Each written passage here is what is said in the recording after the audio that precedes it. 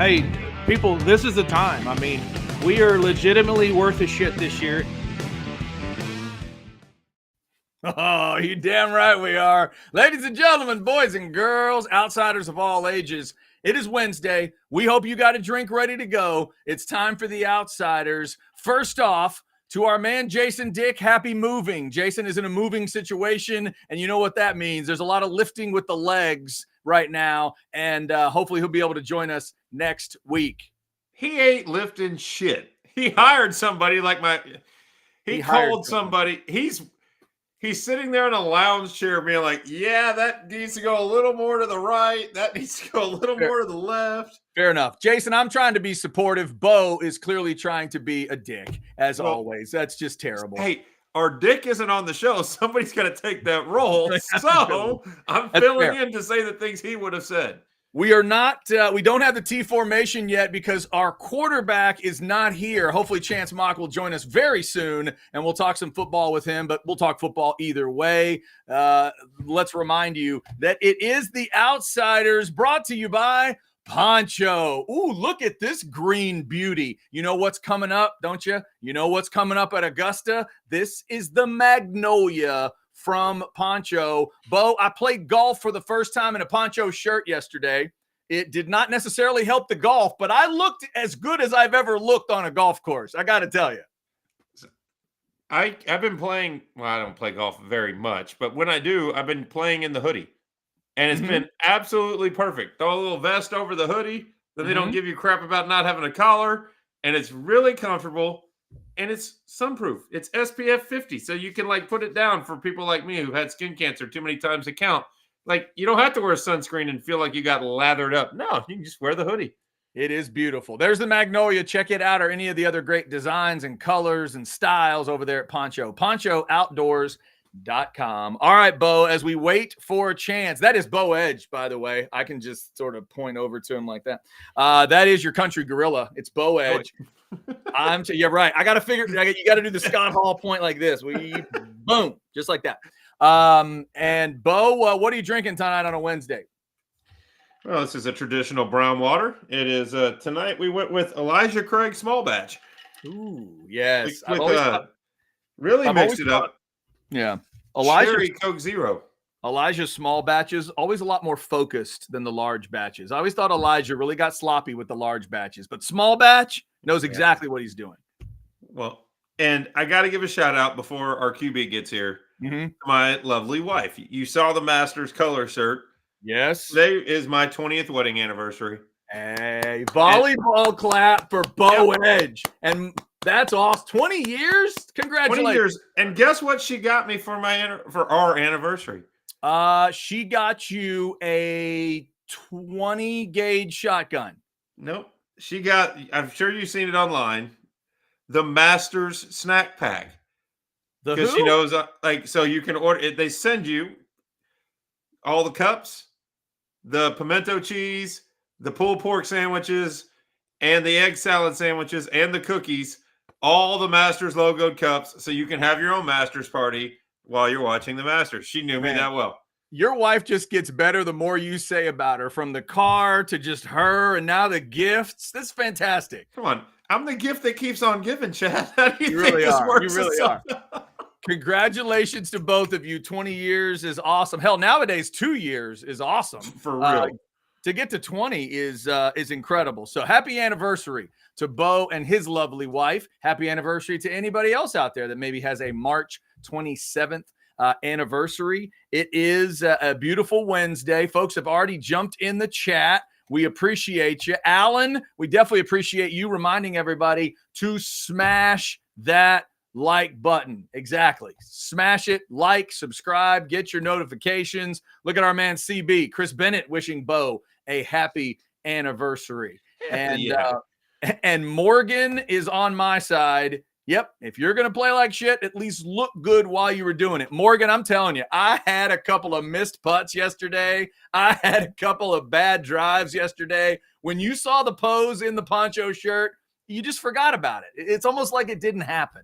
And I think that is definitely the way to go. I think Coach Pierce is hoping yesterday's game he was wearing a poncho shirt, so it didn't happen. Ooh, man, yeah, exactly. That baseball team with another tough loss, they're licking wounds and headed to Manhattan, Kansas this weekend. Oh, you know they'll go take 2 up there because that's who this schizophrenic team is. Yeah.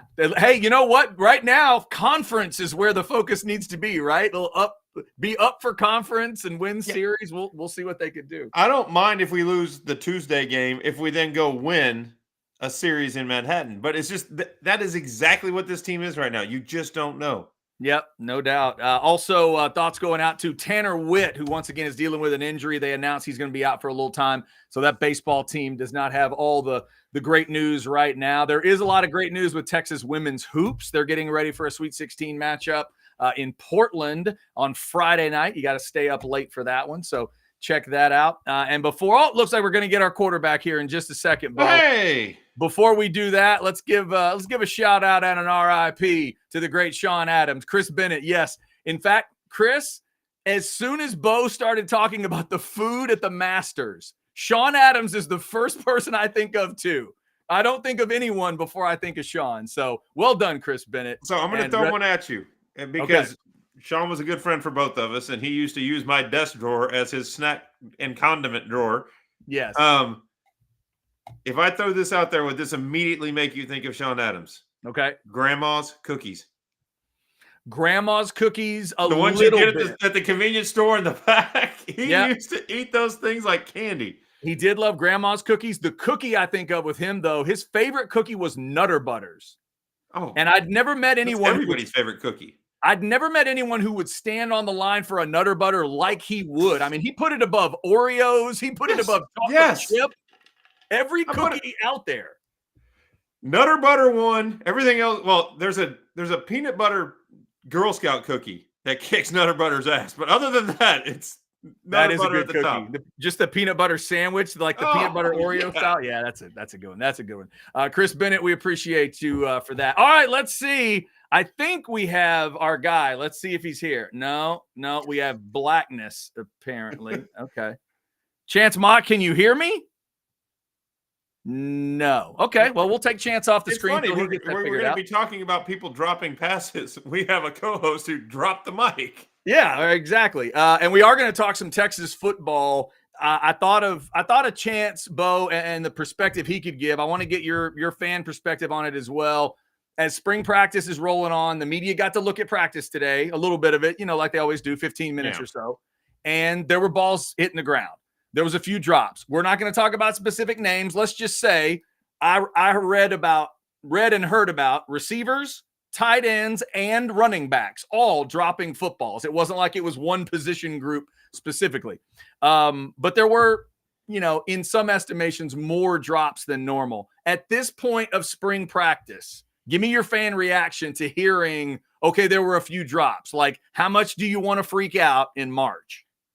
I could care less. To be honest, like, it's a spring practice and it's one practice. If this was a recurring theme, like if you go on Orange Bloods and the write-up every day was 10 drop passes, this guy's dropping passes, these things aren't connecting because of drop passes, well, yes, then you have to be concerned. But if it's a one-day thing and it's spread out, some guys drop some passes. You know what happened? After practice when nobody's watching because they're not allowed, all those guys are lined up catching 100 balls from the jugs gun over and over and over and over again, and it'll be fun. Like, we tell the story of when I got engaged in long time ago, 20 years ago, marriage, at University of Texas football field. Mm-hmm. It was after a practice one night.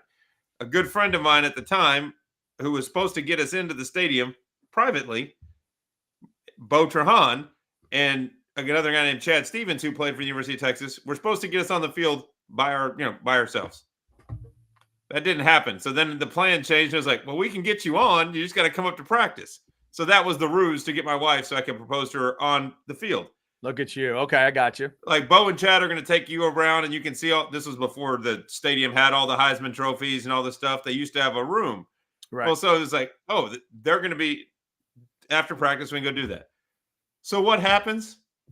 Chad playing He drops a damn ball on the last play of practice, and Mac Brown makes him catch 250 balls on the jugs gun. Oh, So I'm wow. sitting outside, I'm sitting outside the bubble at this time, right by the locker room, with my soon wife to be, and she is nervous as hell because everybody's pointing at us because they all knew what was happening. Yeah. So we're standing outside the stadium, and every player is walking by, pointing, and she's like, "I don't need to see the trophies that bad. We can hit the road." I'm like, Yeah, I'm good. I'm good. I'm like, "No, babe, we're gonna make this happen." It's just like when I proposed to her on the field. First thing she said was not yes, was you should get up. Your pants are going to get dirty because the sprinklers were going on Royal Memorial. And that was back when they had real grass, and she thought I was going to get my pants dirty. She's looking out for you. Yeah, she was, but that's why she's an awesome woman. But that's what happened today. They dropped a bunch of balls. It's the middle of the week. It's right in the middle of crunch time on grades. I'm not saying they goofed off. It just wasn't a focused practice. And in a situation like that, guys are going to drop balls. And like anything else, it's contagious. You know, you said you weren't going to name names. It doesn't matter the names. Jonte Cook drops the ball. Then Niblett drops the ball. Then more, I don't even know who dropped the passes because I didn't read the report yet. What I'm saying is it's contagious. And I could care less. I'd be much more concerned about reading about missed blocks or missed assignments. Because when there's a game on the line, you have to hope these guys are going to come through. All right, coming up, we will get our quarterback's thoughts on it. What did he do when receivers dropped a ball or two in practice? When did he get worried? Would he get worried in March, or is it way too early to get into that? And what did he do about it? We will find that out. Real quick, though, let's take a little breath here and remind you that if you're looking for a new car or truck, folks at Covert Ford have some ideas for you. Here we go. Says Texas proud more than a Ford from Covert Ford of Austin. Deeply rooted in Texas history, the Covert family has taken great pride for over 114 years. That's why you can always depend on Covert Ford to deliver the best customer experience and a superior selection of new Ford vehicles. Shop online at covertford.com.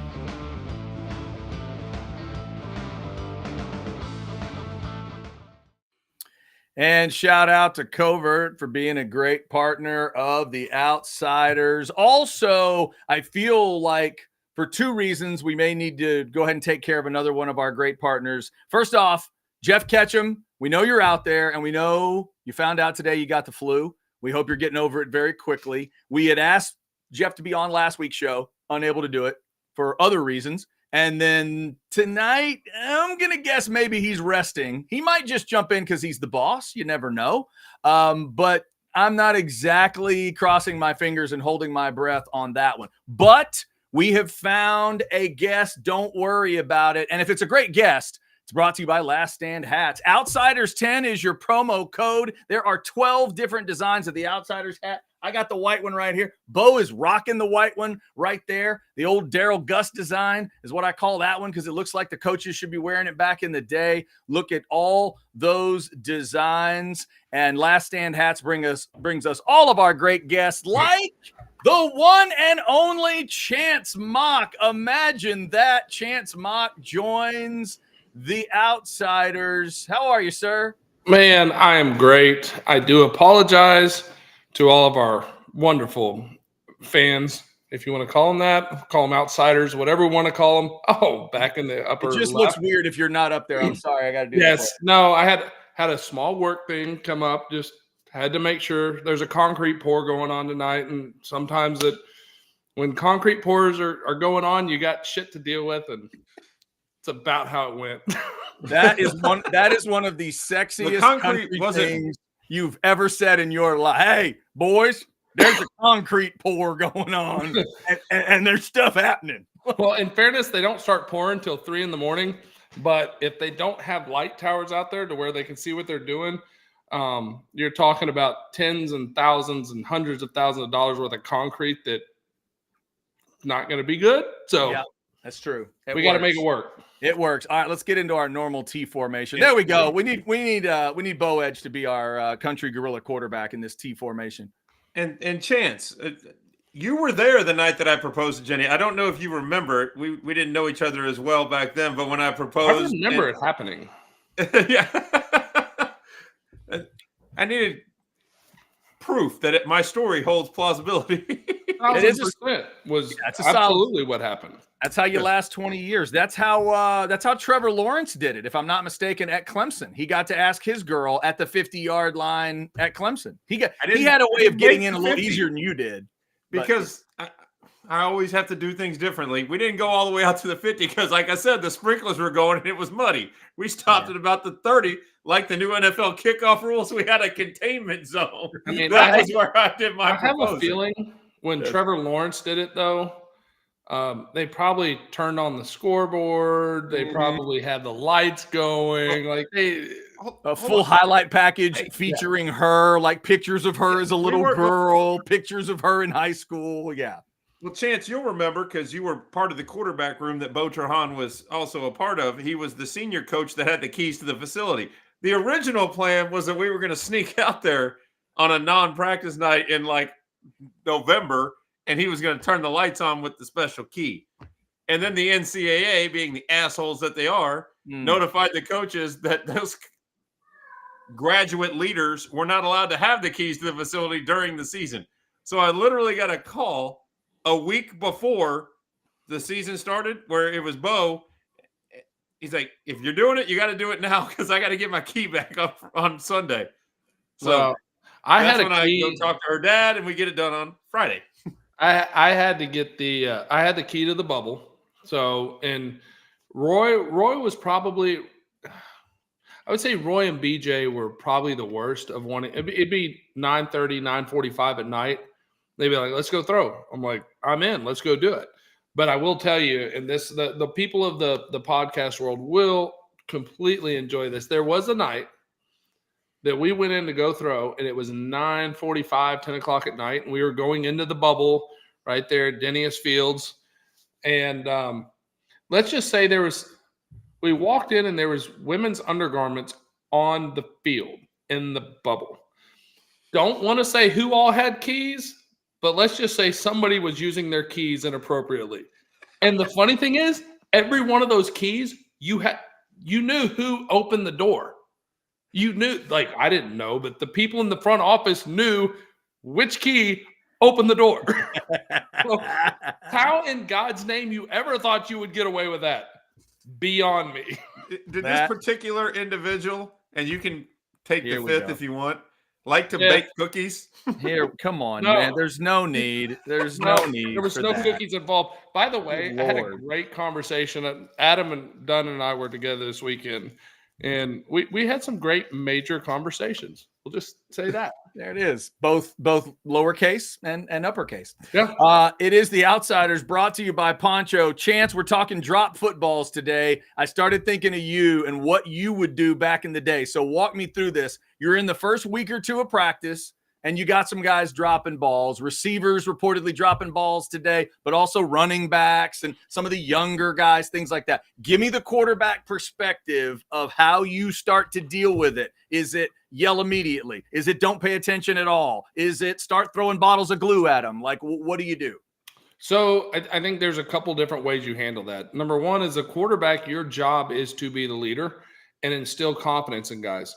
So when it's happening on one day, especially from what I read, and I haven't gotten so far into the weeds on it yet, but it sounded like everybody had a case of the drops today.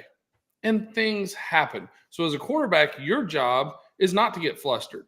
You don't get in there and jump on their ass, because then guess what happens? Every time you throw them the ball, the first thing they're thinking is don't drop the ball. Go to Tin Cup. Every time he dropped the ball and he wants to hit another one, does he think he's going to hit it? Yes. But then that thought starts creeping into your mind, right? So the worst thing a quarterback can do is get on him.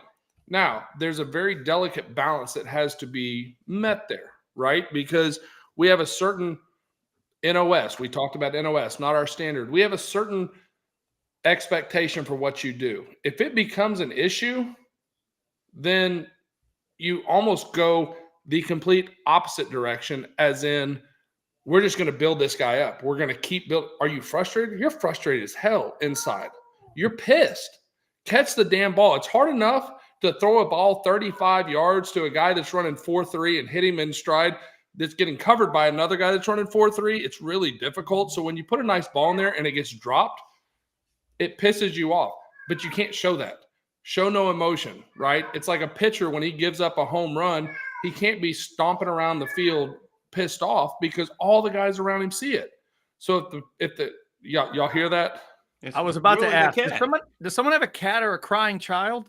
It's Tiger. Oh, Tiger the cat. No, it's not a cat. It's a Bengal.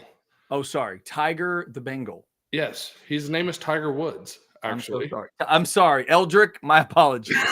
No, his name is not Eldrick. It's Tiger because he looks like a damn tiger. I'm sorry.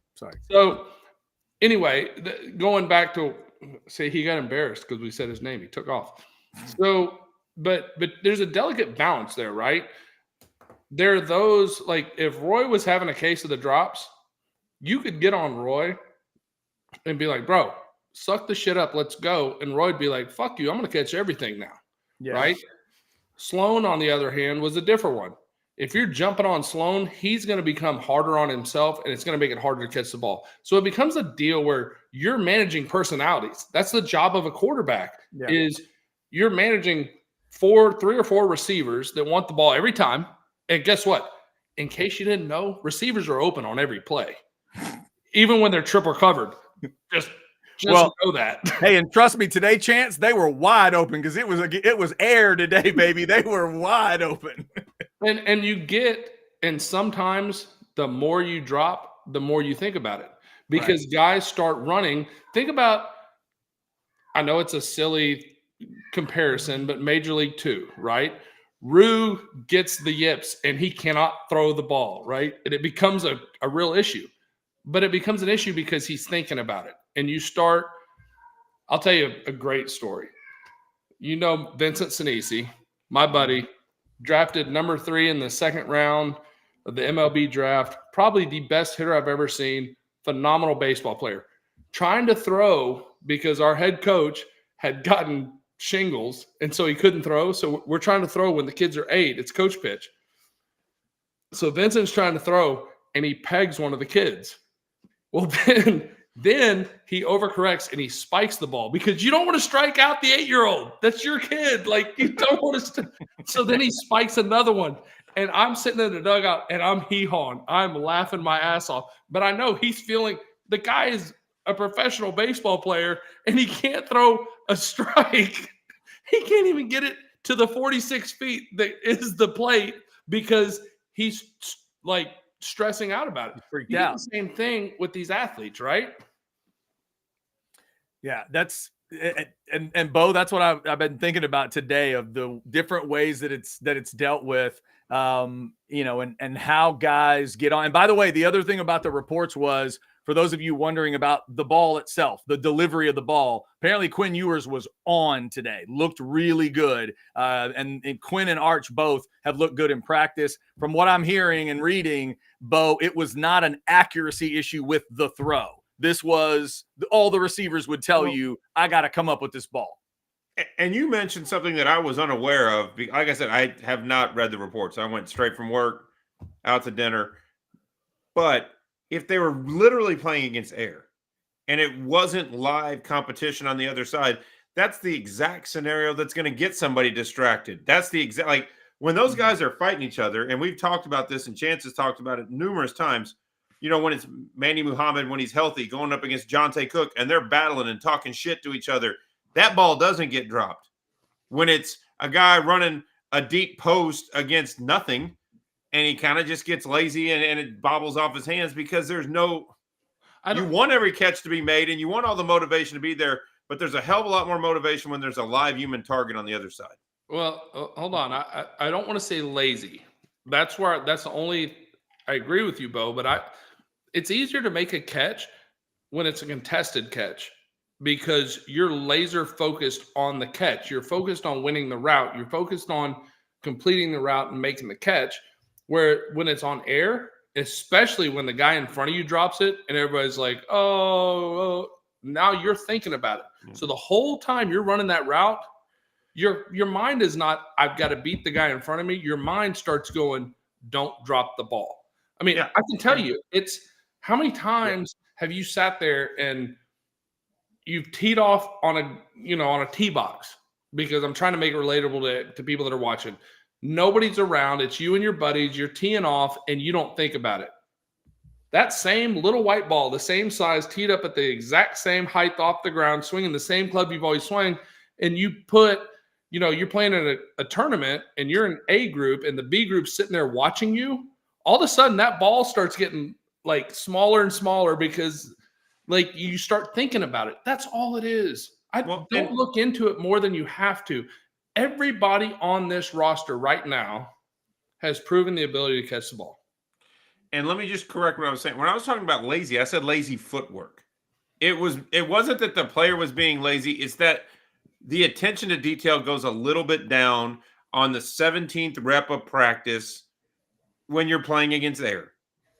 Like, I'm not saying that they aren't trying hard or working hard. That's why we didn't even name names. It doesn't matter. It's just, instead of running 100% through the bell, because that's what you got to do to beat the guy, you run at 85%. And in that, your timing's a little off and it doesn't work right. Yeah. And not the other to be alarmed about it. That's just the reality. And the other thing, and I know Chance has probably seen this many times throwing to receivers. One of them today, again, we don't need to worry about names, but long route, deep route. Ball's going to come right down into an easy catch, and the guy reaches up and tries to make one of these instead of just turning the hand and you know what I mean? Chance, you've probably seen that many times. Making the catch a little tougher than it needs to be, even though he's out there by himself and there's nobody covering, just made it a little tougher. And I'm sure right after that, a receiver's coach, the receivers, Jackson walks up to him. It's like, come on, man, we got to just turn the hand slightly and you're fine. But here's the thing. We as commentators and as fans and just fans of the sport in general, we overanalyze everything. That's what we do, because while they're watching film, while they're training, while they're getting better, they're doing all of that. And we're contemplating what they did yesterday, right? Like, they've already moved past that. I think you guys know I love to bring the Bills into this. I think we can agree Stephon Diggs is one of the top 10 receivers in the NFL. Would y'all agree with that? I would agree with that, yes. Top 10. So Stephon Diggs had an opportunity when we were playing the Chiefs on a deep ball that Josh Allen drops in, and it's right there. It's a catch that everybody on this roster could make, and he dropped it. Now, you can come up with lots of reasons why, but the fact of the matter is we know the guy's good. We know he makes catches that normal human beings don't make. He missed that ball. Same thing applies to these kids. There's a lot going on. You got the whole spring break thing, and that they've got this NIL shit, which it's still, I think it's good for the kids, but I also think it's bad for them. Because in some ways, we got a lot of guys that have transferred in, probably making more NIL money than they were making last year. Now they feel like they've made it, right? Like, these are all things that you work through. And if you don't trust Sark, you worry about it. If you trust the way Sark is building this program, I don't think you have a big concern. By the way, gentlemen, a shout out to the super producer, Blake, who left us a gift, and I didn't even know what it was for until now. But I think every time Chance, unsolicited, mentions the Bills, we just we'll have some shots. It's a What Are You Drinking Wednesday, so shots for everybody. Whatever you got, just take a sip for Chance and the Buffalo Bills. There it is. Chance can work Buffalo into any conversation, and he does it masterfully. Well done, that sir. Could be part of the OB drinking game. Every time Chance tries to make something that has nothing to do with the city of Buffalo, the Buffalo Bills, Josh Allen, or any other stupid fucking Bill, we can make a drink. You know who's going to be a Bill in about a month and a half? Adonai Mitchell. There it is. Chance, I think of you. Have you seen this? Have you seen this Progressive Insurance commercial where the guy makes everything about his motorcycle? That's what I think of. I think of you making everything about the Bills. Adonai Mitchell's going to be a Bill, baby. Adonai Mitchell will be gone before the Bills. Oh no, we got 13 draft picks. I guarantee you, Brandon Beane is trading up. You're not trading up for Adonai Mitchell. That would. bro. No. You stay there in your little Titans world and you think about what y'all have done in your life and then talk to me later. We've made an AFC championship game since you played quarterback at Texas. You haven't. So yeah, we have. Which one? 2021? I was going to say, haven't they been in one pretty recently? Was that the? I thought that. Which? No. Shh. Wasn't that a title game? I thought that was divisional. No. We could look it up. Okay. We'll And fine, look we it up. made the same game. Chance, But hey, we're making moves. We signed Tony Pollard. yeah. Yeah. There you go. Enjoy that. We signed Calvin Ridley, so everybody's DraftKings lineups can be better next year. On behalf of every Cowboys fan on earth, Bo, the follow-up question is, do you have someone to pair him with? Tony Pollard is like a certain bottle of wine. By itself, it may not be much. You have got to find the steak or piece of fish to pair with him. Do you have one? We're going to pair him with Will Levis. It's a match made in firing the coach. No, I mean another running back, not a quarterback. You got to have the other running back to put with it. Because yours decided to go to the AFC North where he's going to run the ball 60 times a freaking game. I think that's what he wants to do. Yeah. That is what he's going to do.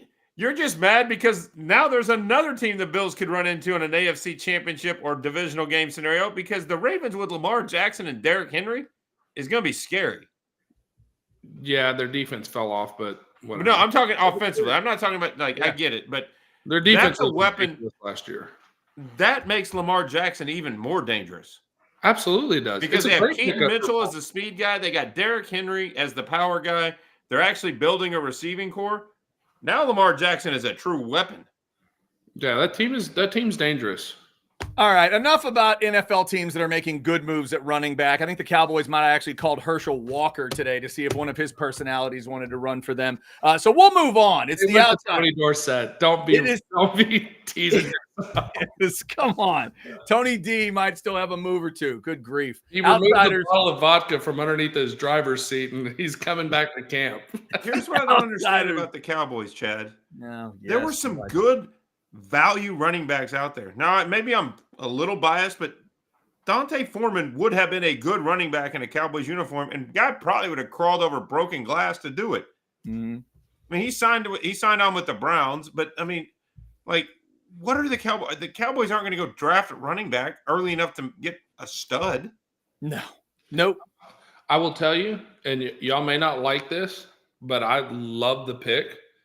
Because he won't be an impact player next year, but in 2 years, I think he'll be I think Jonathan Brooks would fit really, really well in Dallas. Oh, no doubt. And everybody anybody that follows the draft knows that the Cowboys surgeon, the team orthopedic, is Jonathan Brooks. So they'll know if his knee is ready to roll because they got the guy that did it and is monitoring it. So, yeah, the Cowboys could take Jonathan Brooks. But he should – for Jonathan Brooks to have the career that everybody hopes he has in Longhorn land, he can't be the feature back right after blowing out his ACL. It never works well when you do that. By the way, I saw a mock draft today, fellas, had him going to Dallas in the second round at 56 overall, I think is the pick the Cowboys have in the second round. I love the pick for Dallas. I really do. Yeah, no.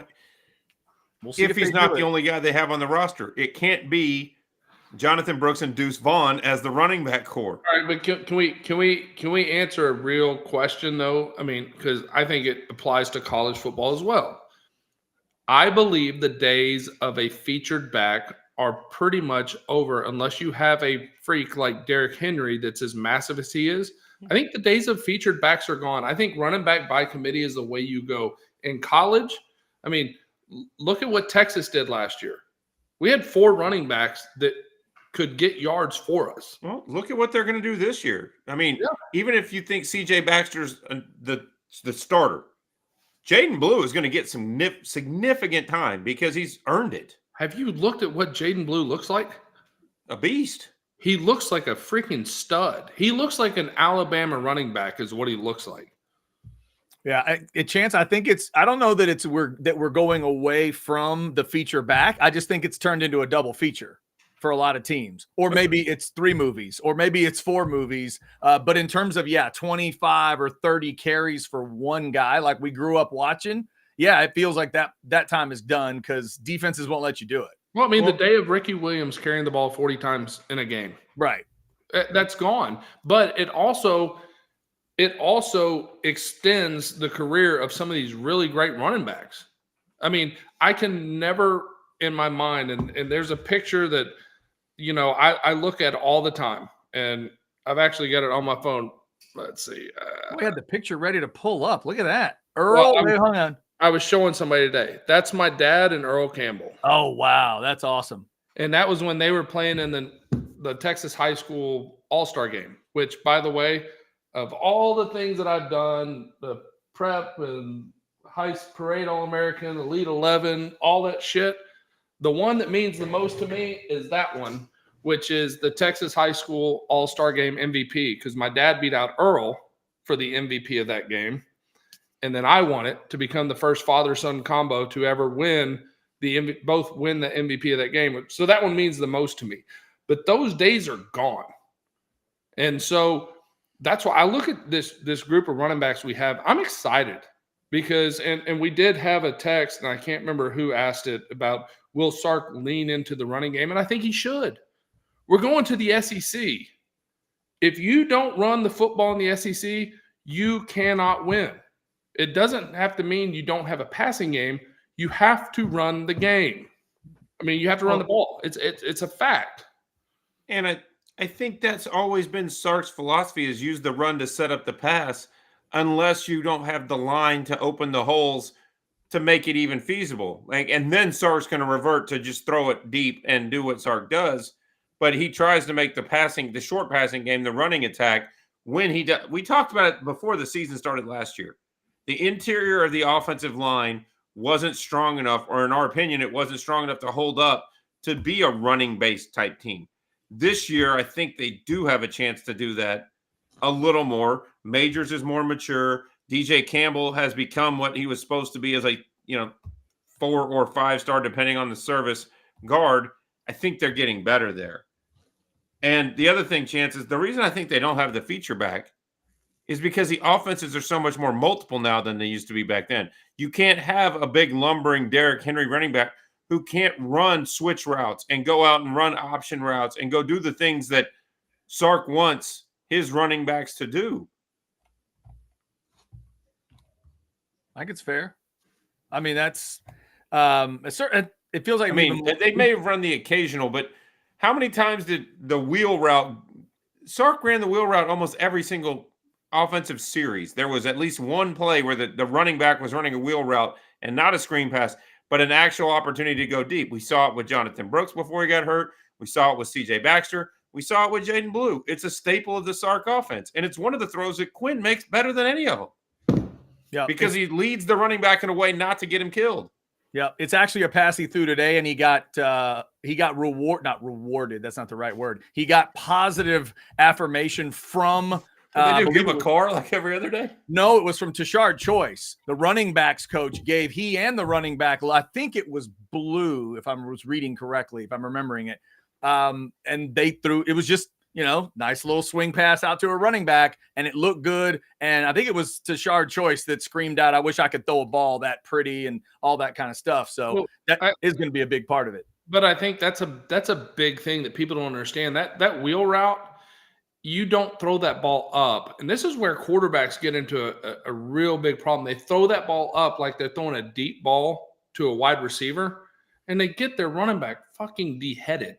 It's unbelievable. That's a ball it's a banana ball. That's what we used to call it.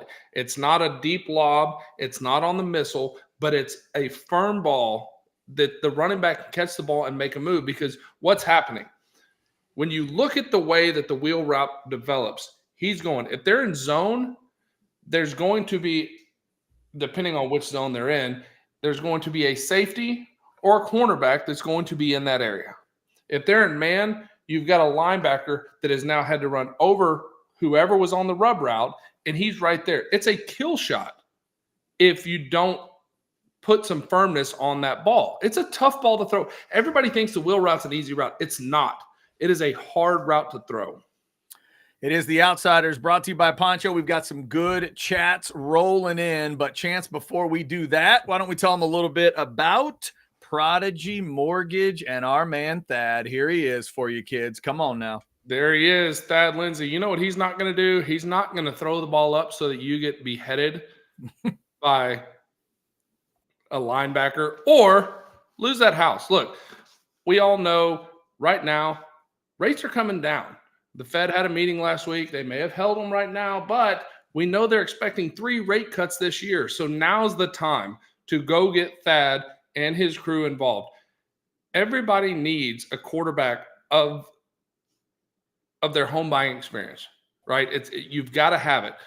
Thad and his team are phenomenal because here's the deal.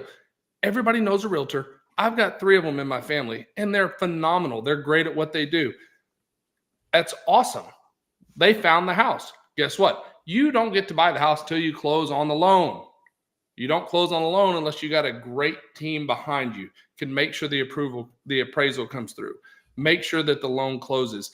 That's how you get the home. You don't want to be the guy that has the beautiful wife that's so excited. You got the new house. You're telling everybody we're buying this house and things fall through at the last minute. Try explaining that one at a dinner party. Why it fell through. Won't happen with Thad Lindsay and his crew. Scan that QR code right there. If you tell them the Outsider sent you, guess what? They will pay for your appraisal. And if it doesn't appraise, they're going to figure out a way to make it happen because that's what Thad and his team does. Prodigy Mortgage, they are the best at what they do. I can assure you, as somebody that was in the real estate business, and I loved it. Austin's a wild real estate market. But if you have a partner in the mortgage business, you can make deals happen. That's what Thad does. Get with Thad, scan that QR code. He'll make it happen for you. It is The Outsiders, brought to you by Poncho. Let's get our man Bo back in here, getting things set technically, get ourselves all reset. We had a few chats wanted to get to real quick. Our man Sal in New York City checking in a few minutes ago. Sal, we hope you are doing well. Chris Bennett asking a very important question. Has Chance gotten the bowling pin yet? Nope, it's right here. No, Here. Chad decided to come down to Lake Conroe, which is like 22 minutes from my house. Yeah. And didn't want to give me a call. It's cool. That's a sad story. Hey, he's you know not what? wrong. He is only thinking of himself in that story, but he's not wrong. Well, when it involved Chad getting his Poncho shirts, he had no issue driving from South Round Rock to my house in Cedar Park to pick him up off my doorstep. I wasn't even here. I get a text, hey, leave him at the door for me. You got it. I just want everybody to know I was willing to meet Chance halfway in like Brenham one day. I was willing to do that, Chance. So don't say I wasn't going to drive a little for you. I did do bad geography on my trip. I will admit that. I admit that. You know that the Woodlands High School is in Conroe ISD. I should have thought of it. I should have thought of it. There's no doubt. Also, our man Chris Bennett reminding us, yes, doesn't Sark have that 1,000-yard running back streak going? He does. If he's the head coach, and if he's the head coach for an entire season in college football, he has had a 1,000-yard running back. That is true, Chris Bennett. Of course, And he's going to have another one this year. He may have 2. This year, last year that was Brooks. And now the question is it Baxter or is it Blue? And Chance, you're bringing up the idea. Is he going to do what didn't Mac do that at North Carolina a few years ago? Have a double, or was a double 1,000-yard receiver? He did one of those. I think he had double 1,000-yard receivers. Auburn did it with Cadillac and Cadillac Williams and Ronnie Brown. There it is. Ronnie Brown. Yeah. The team that got left out. Unbelievable. Think about it, by the way. We will get to Gibson, but I think about that. Like, after seeing how good those two are, can you imagine that backfield? Like, just think, we watched it and we knew it was good when we watched it, right? But those two guys, you pounding one guy and then the other guy comes in and you're like, oh, we've been tackling Ronnie Brown. Now we got to tackle Cadillac Williams. Oh, here comes Ronnie again. It's like, Jesus, you're killing me, what kid. Auburn did, which no team does even to this day, and I'm hoping Sark has some sets that have this. Put them both back there. Yeah. Like USC did this with Lendell and Reggie Bush. Not enough, but they did it sometimes. Even if one is a decoy, that defense has no freaking clue what to do because you got all the options sitting right there. Are they coming hard? Are they coming to speed? Are they doing like? Well, you got to remember, blocking is about not necessarily man-to-man power, but about angles because everybody's big, everybody's strong, right? So blocking is about angles. If you put both of them in a split backfield and they're going different directions each time, really, you got Gibson and Blue, Baxter and Blue, Baxter and Gibson, and they're all going different directions. I mean, that's a nightmare. And then, but by the way, we have an entire receiving core that averages a 4.3 40. You got to think about those guys too. Well, and you didn't even mention Christian Clark, who, from most training, accounts, is kicking ass as a freshman.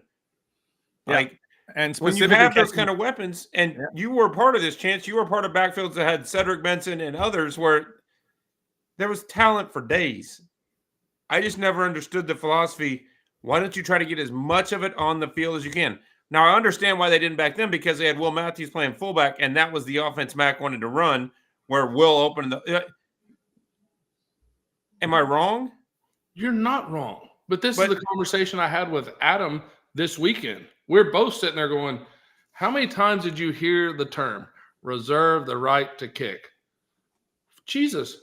We had Roy Williams, B.J. Johnson, Sloan Thomas, Tony Jeffries, Bo Scaife, David Thomas, Brock Edwards, Cedric Benson. Like,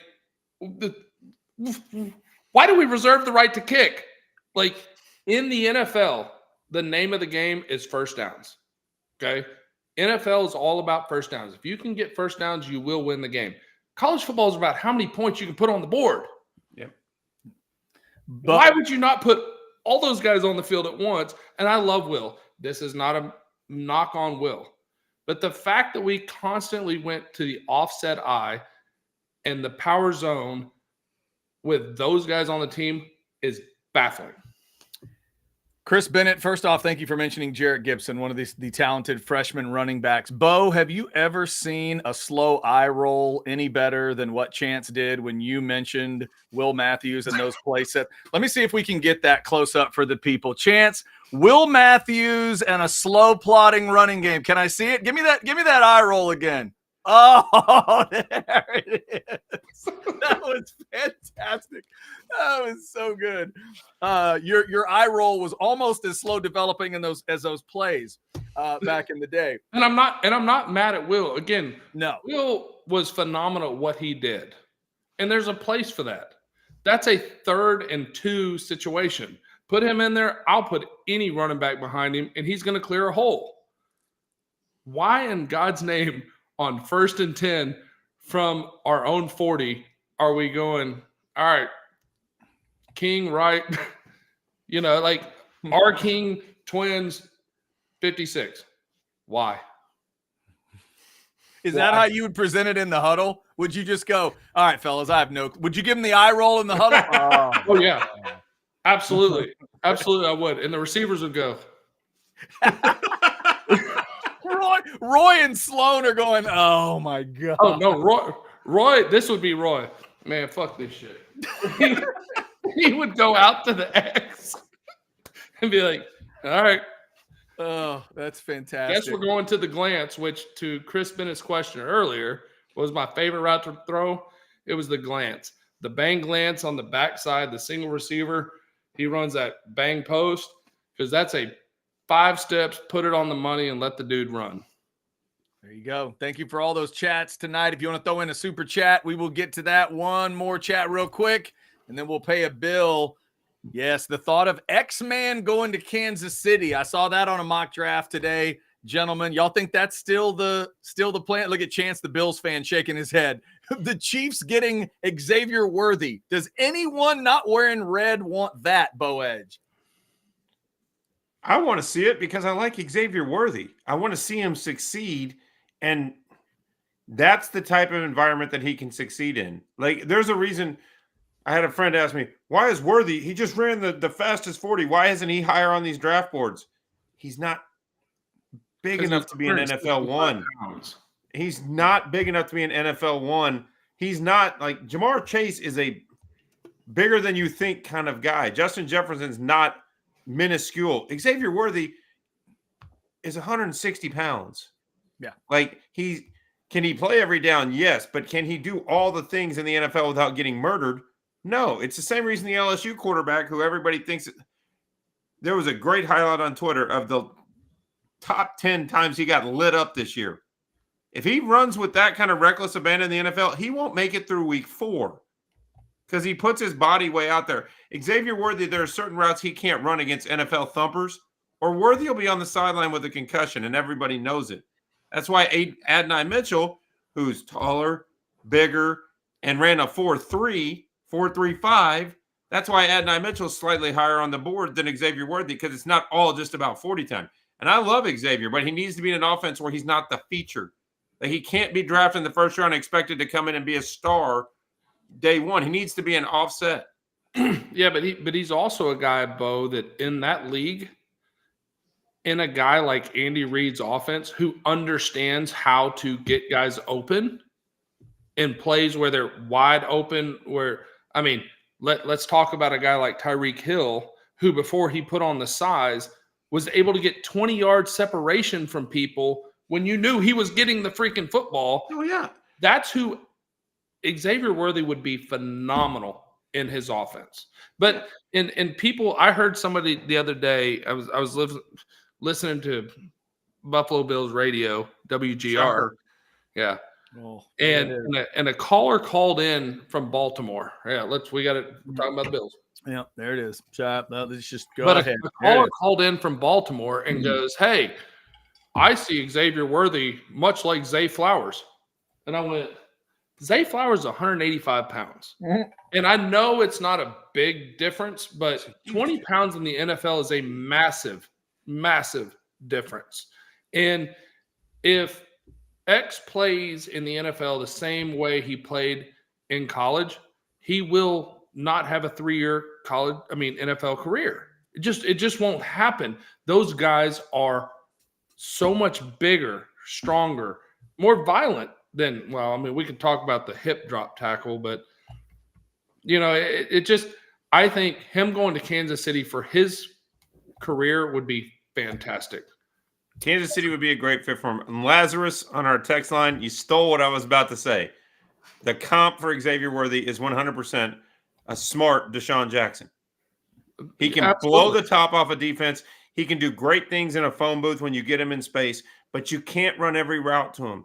You're not going to have Xavier Worthy run 15 drag routes in the NFL, because on one of those, he's going to get exploded.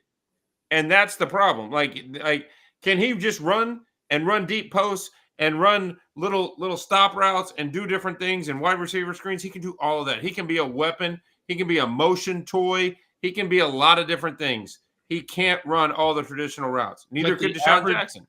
Bo, the average cornerback in the NFL is probably, I'm sure I'll get fact checked on this, and I don't care. The average cornerback in the NFL is probably 190 to 195. Yes. Would be my guess. You're talking 35 pounds difference. That's a corner. Let's not talk about a linebacker that's sitting in zone and a quarterback reads that.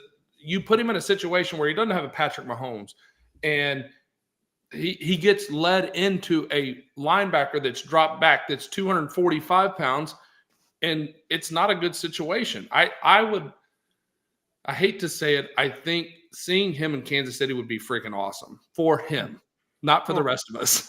Imagine if a team with Xavier Worthy was playing the Cowboys and Micah Parsons drops into coverage and he tries to run one of those little routes.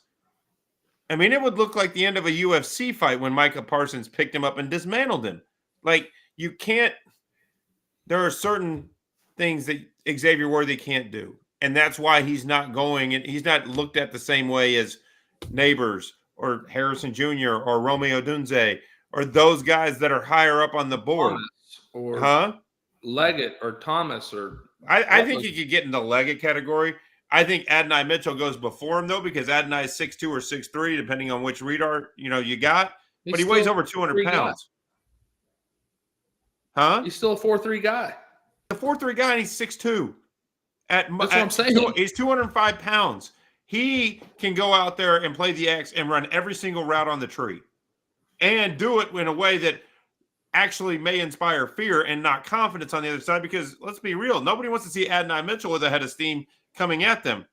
NFL safeties and corners see Xavier Worthy running. They're like, oh, I'm going to light that fucker up. Well, but don't be fooled. They're going to have some doubt if they take the right angle. That's going to be and they have to sit back because they know that if they come too quick, he's gone. And that's the problem with Xavier Worthy is if you take one misstep, there is no recovery speed against X. That's why speed kills. You get beat, you're done. Well, and let me be abundantly clear about this because I don't want what I'm saying to sound like it's a knock on X. I'd love if X came to Buffalo. I want to see the kid succeed.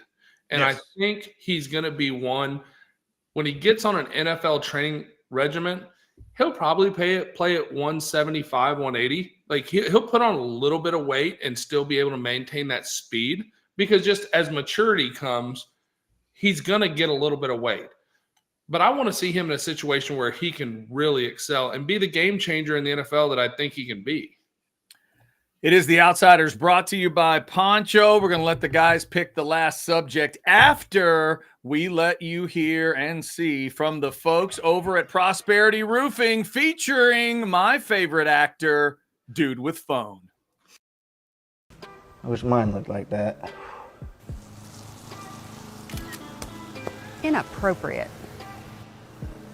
I don't know what the big deal is.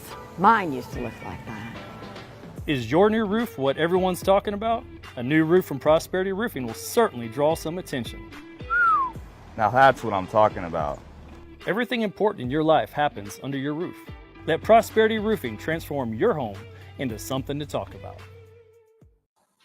Dude with Phone, I see your dedication. Holding the phone properly, she slaps it out, you resist the temptation to laugh, and the garden hose does not stop. The hose still keeps going. I like the bearded guy. That's what I'm talking about. That's what I'm talking about. He went into that full radio voice mode, like, that's what I'm talking about. I know the guy. He doesn't talk like that. I just love the idea that he's cruising around neighborhoods talking about people's roofs like he'd be talking about hotties. Like, that's fantastic. That's what I'm talking about. That's fantastic. Like Chance lovingly talks about a concrete pour. Exactly. You gotta have it. You could pour. People understood the pour. There were people in the chat talking about the pour earlier. All right, gentlemen, before we wrap up, I'll give y'all the choice. You want to talk new NFL rules, or do you want to talk about dude who punched Vince Young? I think we can do both because I don't think the sucker punch conversation is going to take more than 2 minutes.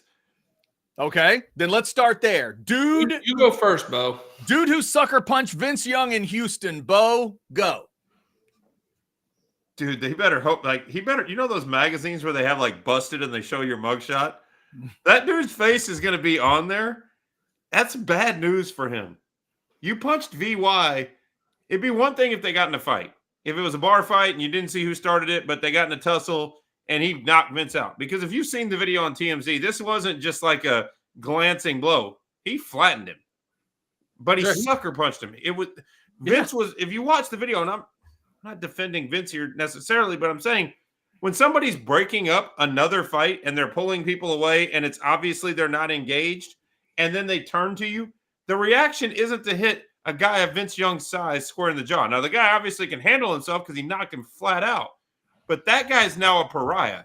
Like, that guy is going to, his face is, how many guys do you think are going to come up to him and sucker punch him in a bar just for hitting VY? Because I know those guys. I bet you there's at least, I'm being small here, I bet you there's at least 2,000 dudes in Houston that want to go knock that dude out just for the fact that he did it. Not because it was Vince Young, but because it was a bitch move. And this is my problem. If you watch that whole video, and this is why I hate the media when they do shit like this. Vince Young gets knocked out. You watch the video, whoever Vince was with, and I don't know, but whoever Vince was with was getting into it with a guy. Vince, to me, there was no audio on the video, so I couldn't hear, but it looked like he was trying to break it up, and he actually at one point was pulling the dude back and get away, and then he turns around Like, he was trying to calm the deal. It's Tokyo Joe's. If you've ever been to Tokyo Joe's, it's not a big place, and it's a small confined area. Vince turns around and the guy, like a bitch, excuse my language, mother, I know you're watching, just sucker punched him. And Bo, you could knock out Hulk Hogan if he was just standing there and you hit him right in the jaw, because you push that jaw up. Not that I've been in many fights, but I'm 17-0. But if you push that up in there, TKO. It's a done deal. And it's bullshit. And I hate the fact that the media is making it out. Vince Young, they made it sound like Vince was doing something wrong. Vince, in my opinion, looked like he was trying to break it up. He was trying to calm it down, and he got sucker punched. And it's a shitty move by that dude. That's all I got to say about it. And to further the point, then you had, like, I saw it on Orange Bloods. People were like, yeah, Vince had a DWI a few years ago. Vince needs to clean his life. This has nothing. He was at a freaking Tokyo bar at 6 o'clock in the, like, whatever time. It wasn't. It was like 9 at night. Yeah, it was like 9:30. It wasn't some 1:30 in the morning at the Drink on 6th back in the day. No, this was a guy out at a happy hour doing what a lot of people do. Go out with friends after work, go with business associates, go do things. He was at a bar at a normal hour doing normal things. And when the fight broke up, this isn't Vince needs to get his life together. That may or may not be true. I don't know, Vince. But this had nothing to do with it. This was a guy getting cheap shotted in a bar. And by the way, most importantly, we hope VY is okay. Hey, and to the point, some of y'all you can't really see it, but I have a scar right here from a guy that hit me with a beer bottle on 6th Street because he thought I was a different person that his girlfriend had been cheating on him with. Before I could even stand up, Vince had knocked the guy out.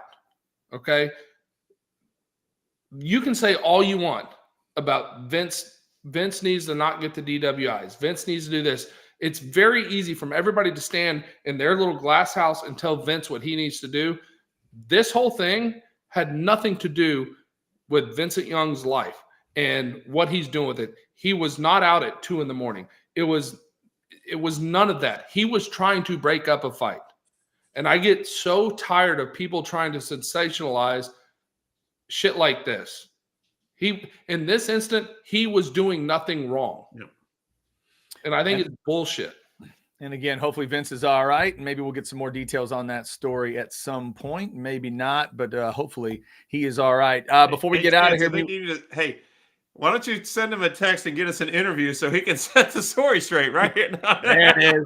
There it is. Before we hit those new NFL he wants to talk about. Yeah. Let him set the record straight. Bo, before we hit those NFL rules, let's tell them about that tournament coming up at Star Ranch, because it ain't your ordinary golf tournament. It's a crazy golf tournament because we've added in some cool Mother Nature. There is a level of intrigue. This is the Liberty Hill Football Boosters Golf Tournament, April 8th. It's a Monday. Star Ranch. Very affordable. You can get a foursome for $500. I talked to the head pro out there. They have I'm doing the math in my head. There are 7 more teams available. Get a team in here. This is going to be the most unique golf tournament you've ever played. Not only do you get to help the kids, which we all like to help the youth of America, this makes no sense to me, but it's that eclipse thing day. So the eclipse is coming that day. So you're going to be out on the golf course in the middle of your round. Bring your glasses. I guess people are driving from all over the country to Austin to look at this stupid eclipse thing. You don't have to drive anywhere. You don't have to do anything. You're going to be on a golf course with perfect, unobstructed views of the eclipse. Now, I will say, watch the scoreboard, because if ever there was a chance where somebody was going to cheat at a scramble, which people say happens, everybody's going to say they made their shots. It's going to go dark for 4 hours or 4 minutes, and everybody's going to be like, Eagle, hole in one. You didn't see it. So get out there, be a part of it. It's the Liberty Hill Football Boosters at Star Ranch. Bo, Chance, have y'all ever seen Ocean's 13? I didn't make it. I didn't make it past the 12th ocean. The sequence in Ocean's 13 when they rig everything and get all the money, but it's only in a certain time period. That's what it's going to be like, Bo. Yes, the 2 minutes where everybody, it's just dollar figures over every dude's head. When you come out of that 4-minute span, do you know how many albatrosses are going to be discussed? No, we hit from you didn't see it. It went in from the fairway. You miss that? It's going to be great. All right. Before we get on the whole golf note, because it does kind of connect to UT, but have y'all heard they're talking about making Happy Gilmore 2? Yeah, I've not heard that. Yeah, they are making. Well, you've not seen the cast. So good. Well, that wasn't real, was it? That's what they're saying. Oh, I heard an interview with Jordan Spieth on a podcast, and so Jordan Spieth threw it out there. Maybe this was the same thing you saw, but Jordan Spieth threw out the idea that Will Zalatoris would have to play the caddy because the two of them, and that Tiger Woods had to be Chubbs Peterson, except for it was a leg and not a hand. And in part two, the Chubbs character was Tiger Woods with the detachable leg because of Paige is the little media girl. Paige Spearnack. Yeah. Oh Jesus. Yeah, I'm a little. I would pay to see that movie though. After Shooter McGavin's still alive, they could get him back. He could be Shooter again. Let me see how many movies I can name that express my feelings. After the Coming to America situation, after the Anchorman situation, and after the Dumb and Dumber situation, I'm a little reticent to get excited. But we'll see. We'll see. Is Shooter in or not? That's all I want to know. I thought I read Shooter was in. If Shooter is in, we got a chance. We got a shot at a decent movie if Shooter's in. If he's not, Adam Sandler's funny. Like the thing is those other movies, like you know what you're getting with an Adam Sandler movie. It's gonna be silly. It's gonna have some scene 45 minutes in where he just starts dancing to calypso music or something for no reason other than he felt like doing it. Right. Okay, it may work. It may work. All right. Was there any? All right. I'm not gonna say any because I think Bad Boys 2 was better than Bad Boys 1. But Adam Sandler has, when he did Grown Ups 2 was better than Grown Ups 1.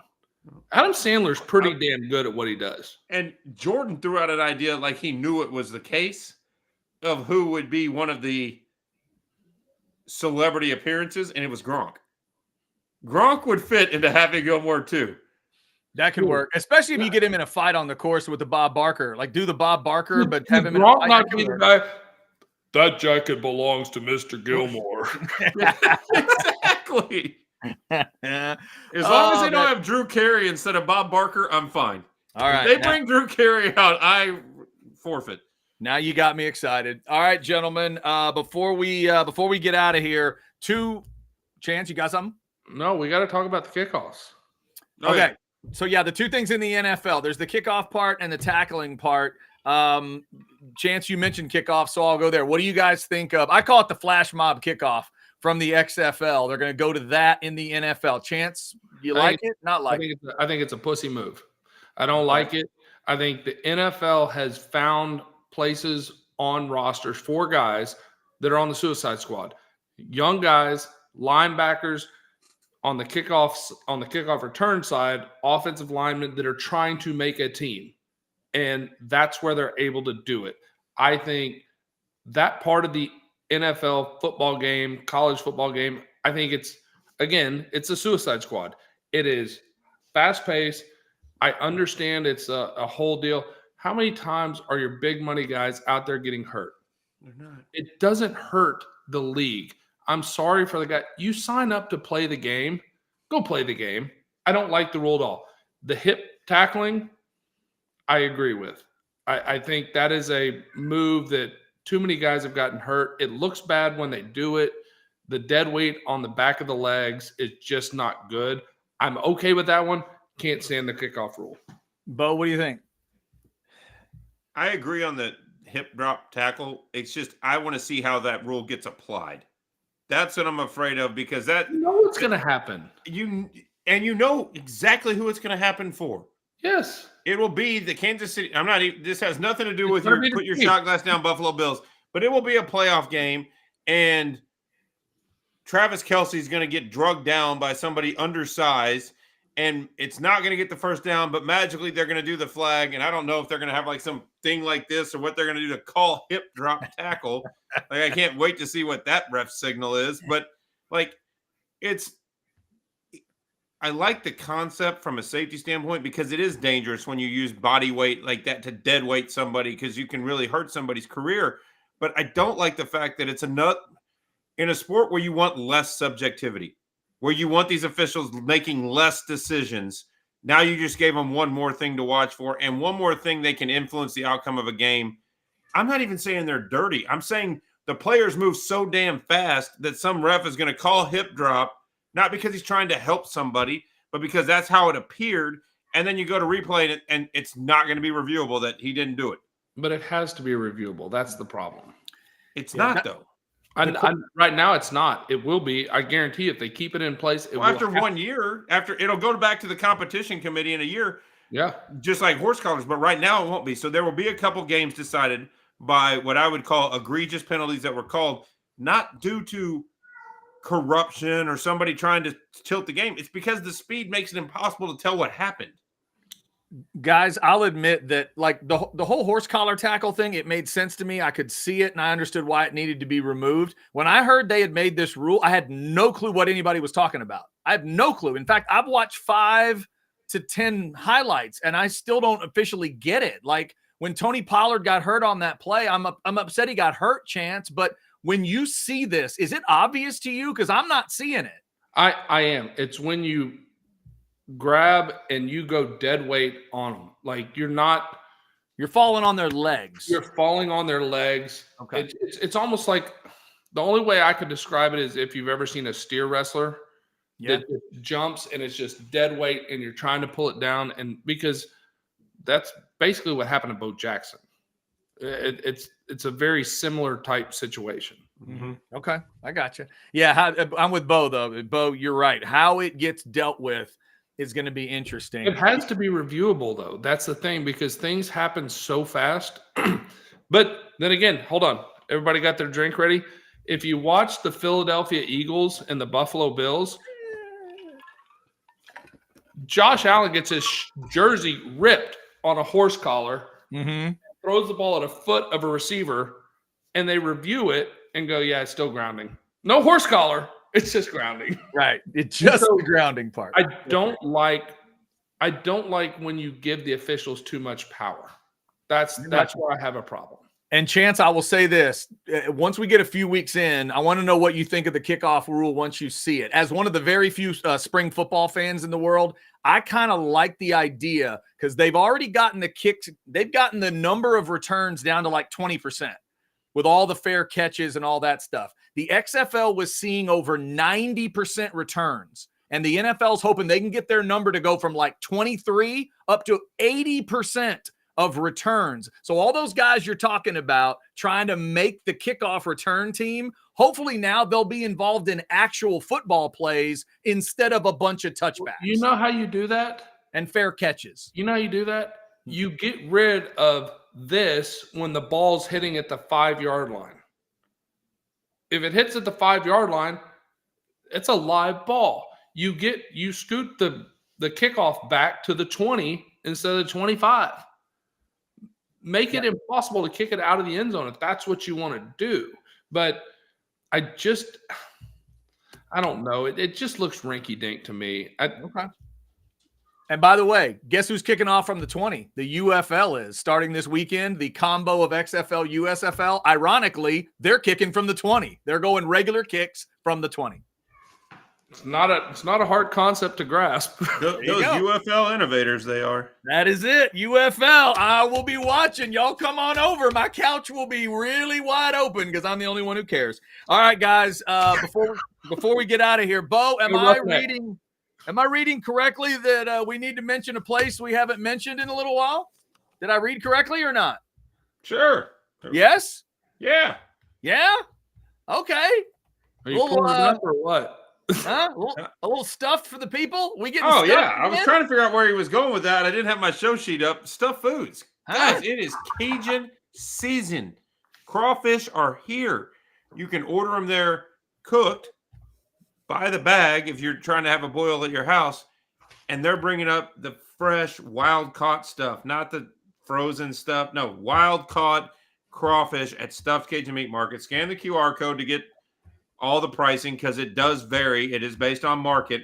And if you don't have the time to cook the crawfish, but you want the etouffee or the accessories for your crawfish boil, the 9 different kinds of sausage or of things they have Casey's Boudin dip. They have the meat pies that Jason, if he was here, would be raving about. It's Stuffed Cajun Meat Market. Sounds good. Thanks to Yes, it Stuffed for once again being a great partner. Love to hear about crawfish season. Also, we remind you, it is The Outsiders, brought to you by Poncho. And there's that nice, clean green poncho shirt. They call it Magnolia. Do Getting you ready. think if Colt goes to the Masters that he wears the Magnolia poncho to the Masters? He should. Yes. He absolutely should. And by the way, Bo, have you noticed the great detail on this shirt that really brings it home? Notice the yellow. Yeah, you see it? You That see look, it? my poncho shirt right now doesn't have the foam pop there. You got the little zipper. Whoop. The little, Can I tell y'all though, like little yellow zipper handle is there for the golf. That's very nice. And let me tell you, yesterday I wore a poncho we had a little training session. I wore my poncho. It was hot as hell in that room with all those freaking people, but the built-in ventilation system within that poncho shirt, like there was one time I'm sitting and I'm just doing this and I was like, I could feel the breeze just going. I love the poncho shirts. I've got so many people that are going, where'd you get that shirt? And I'm like, Poncho Outdoors. Yeah, it's good stuff. PonchoOutdoors.com. Bo's rocking a poncho right now. This is my my slate blue, little slate blue crew. Oh, it's very nice. That's one of your new ones. Yeah, very. Oh, it's his name's written in the collar so that he doesn't have to share it. That's right. Exactly. It's right over here. How'd the t-shirts work out, Chad? It's right there. Well, they were in the house for about 40 hours, and I got coerced into letting somebody wear one already. I still haven't gotten to wear one, but I'm hoping to wear one soon. Hey, I'm putting another order in next week, and I will order you some more damn t-shirts. But I swear to God, if I give you a shirt, you have to. I may make you put it on when I'm right in front of you. Don't worry, I'll definitely wear those as it goes along. PonchoOutdoors.com. Also, I had somebody on the Orange Bloods crew ask me this week, hey, do you like the poncho shirts? I'm thinking about getting one. And I sent back like 100% yes. Get them. They're great. You're going to love it. Shout out to Poncho for being a great sponsor. All right, and thanks to Specs for all of their great help. The Specs chat, of course, comes your way. You've also got the super chats. If you ever want to throw us a super chat, it'll go right to the top. I don't believe we've heard from Lisa and the Rabbit tonight, have we? If it's a What Are You Drinking Wednesday in your house and you're hanging out with Chance Mock and he won't stop talking about the Bills, you're going to need more booze. Come on. What you're needing, Specs same-day delivery can save the day with our Specs app or online shopping. From world-class wines to hard-to-find spirits and craft beers to gourmet foods, delicious snacks, and spectacular sweets. It's Specs. Cheers to savings. Yeah, we're out of whiskey. What do you mean you're out of whiskey? You guys had 8 bottles. I know, but Chance Mock came over and everything looked like Josh Allen, apparently. It was weird. We just drank all night long. If you got 8 bottles of whiskey, if you have 8 bottles of whiskey, mi casa es su casa. Yeah, right. Like, it doesn't even have to be good whiskey. Just we're good. Like, hey, y'all are gonna love this. Last night at Los Cucos here in the Woodlands, Tuesday night is karaoke night. Mm-hmm. Just so happens that it's all day happy hour at Los Cucos, which means the margaritas are $6 instead of $12. So I was having some fun. Had some Cody Jinks. Did some Cody Jinks, did a little Toby Keith, had some good times. Then this sweet little girl wanted to hear Frozen. And I went, oh my God. I would love to hear you sing Let It Go. I did. I would love that. This happened. And this sweet little girl, she's 5. And she was so happy hearing, I didn't know any of the words. All I knew was, let it go, let it go. Like that was it. Other than that, I mean nothing. And I was 2 margaritas deep, so trying to follow the words about the snow, and I was like, I don't know, but let it go. Oh, that is strong. And nobody sucker punched me either. Nobody sucker punched you. You didn't make it, Chance. You haven't made it as a former Texas quarterback until you get sucker punched at Los Cucos. There it is, right there. I got sucker bottle slapped. Man, you got bottle slapped, and before you could deal with it, Vince dealt with it. Done. Dude was TKO'd. Good job, Vince. Good job. And again, we hope you're doing well. We hope that situation works itself out, and Mr. Sucker Punch maybe gets he's gonna get his. Don't worry. You know that guy's an Aggie, right? He's got to be. No, he's just a dick, is what he is. The thing that came out on the first reports is that he might be the owner of the place. He was the owner of the bar, right? He owned the bar. Like he admitted, they connected him because he admitted to being the owner, and then you watch him go through the process and punch Vince, and then take his shirt off and walk away, and you're like, wait, what do you? Yeah. So apparently that's a bar for sale for pennies on the dollar at this point because that guy won't be able to get business dead. Oh my God. Crazy. All right. We hope everybody's Johnny doing well Manziel out was there. in there the next night. What's that? I said I heard Johnny was in there the next night. Oh man. All right. There's your outsider show for this Wednesday. Jason Dick, we hope everything gets moved in correctly to the new spot, whether you're doing it or not. Bo says you're ordering people to do it. So either way, we hope it all gets he called my boys at Oz-Tex Moving because they're from Round Rock. He's from Round Rock. I know that's what he did. There you go. There you go. We hope it all gets done smoothly, Jason. Hope you are back. Also, to our man, Jeff Ketchum, we hope you get well very soon and can join the Outsiders again at some point and talk about spring practice. Hopefully you can join us. We're going to have next week. Well, who's that? If all the guests that have been bailing on us lately, if we get them all lined up, we might have a 2-hour show next week. Okay. Who we got? I'm not putting any names. We're not saying any names. There were 3 potential guests this week that at various points all said yes, including one that put a heart emoji on the text. But when push came to shove it, we couldn't get it done. That's our fault, not their fault. Mm-hmm. I'm saying that there's a lot of lines in the water that the fish have already bit. We just got to get it reeled in. There we go. And by the way, Chad, shout out to Chris Bennett because that was the dick move of the week. The owner of Tokyo Joe's. Yeah, no doubt. Absolutely. That is it. It's good call, Chris Bennett. The dick move of the week. Dick move of the week was sucker punching Vince Young in a bar you own. Huh? What? Come on, man. You know, my mom just texted me, though, that she's like, you know what would be the greatest dick move? Maybe Vince will be owning the bar this time next week. He'll do like a commercial. Or we call Vince Young Tokyo Joe's. Or Tokyo Vince's. I'm Vince. I'm putting together a group of Longhorns, and we're going to go buy Tokyo Joe's and make it Tokyo Vince's. It's going to be dirt cheap. Tokyo horns coming your way to downtown Houston. All right. Thanks to Chris Bennett. Thanks to everybody in the Specs chat for jumping in tonight. We got up over 520 folks in as we get ready to close it out. We thank you. Remember, like, subscribe, get those notifications. Spring practice rolls on as we sit here tonight. We're 24 days away from the spring game. So all the coverage, all the stuff you're going to want to hear about is right here on Orange Bloods Live and on orangebloods.com. And it's going to be a great weekend. It's going to be a great weekend because I got Bo's house. Bills. What are you doing? I got Bo's house. This weekend? Just Friday night. You're squatting in Bo's house and he doesn't even know? Yeah. Not that's for spring game. Yes, that's what we were just talking about. Oh, I thought you were talking about this weekend. I'm like, you're not coming this weekend. No, spring game. And we got Texas TCU on 6:00 Saturday night. So we'll have the spring game during the day. Little baseball during the night. Mm-hmm. I'll be at the Yeti Yard on the Friday night.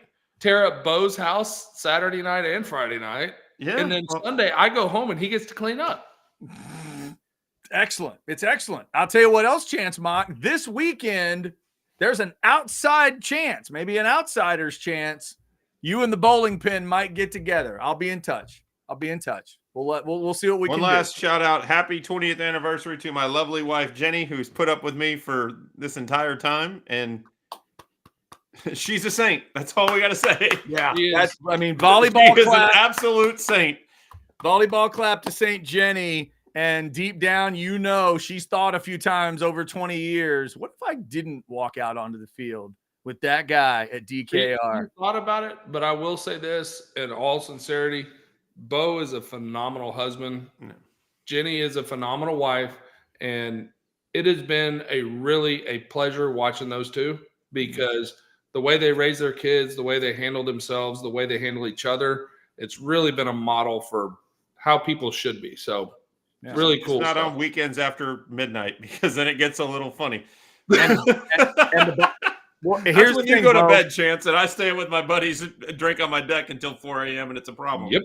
Here's the thing, Bo. She knows deep down that she made a different choice 20 some odd years ago, her life would be twice as boring, and she'd be looking at some dude with boring ass closed-toed shoes. And who wants to look at that? Right? She would not know how important Birkenstocks can be to your life, but she Right. does now. 100%. Yeah, of course. She'd be living in a mansion in Memorial and with closed-toed shoes, guys. Quit and- giving her other ideas. See, I was It trying may to not make be it a mansion, but it's a decent enough house in Cedar Park, and open-toed shoes are the wave of the future. I was trying to make it the bad version, and Chance's got her in a gated community with some dude with like Italian loafers. Like, what's going on? Yeah. Okay, they'd be hey dudes, okay? Get over it. Oh my God! All right, It wouldn't be everybody. Sean John, I guarantee you that. Everybody have yourself a good week. We'll be back next Wednesday night at 8:30 with another edition of The Outsiders. Take care of yourselves. This is Orange Bloods Live. We are The Outsiders, and we are legitimately Legitimately. worth a shit.